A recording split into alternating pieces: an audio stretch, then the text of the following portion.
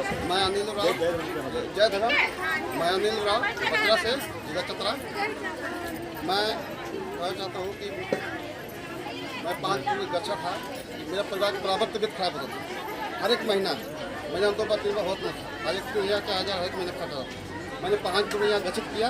अब मेरा मांग आज पूरा हुआ। मैंने आज चला के यहाँ चढ़ाया। अब तबियत खराब नहीं ना होता है दादा? नहीं, बहुत ठीक है। जय कुमार सेठ तमाम जिलाराजी से।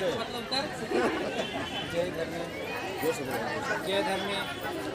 5 बच्चों के लिए पहले जय कुमार सेठ मेरा नाम है। तमार से आया है, जिला रांची।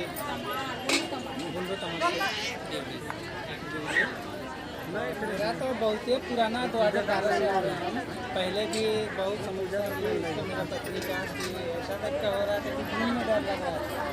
उसके बाद धीरे धीरे उसी ठीक हुआ। उसके बाद पहला लड़का मांगे, उसके बाद दूसरा लड़का।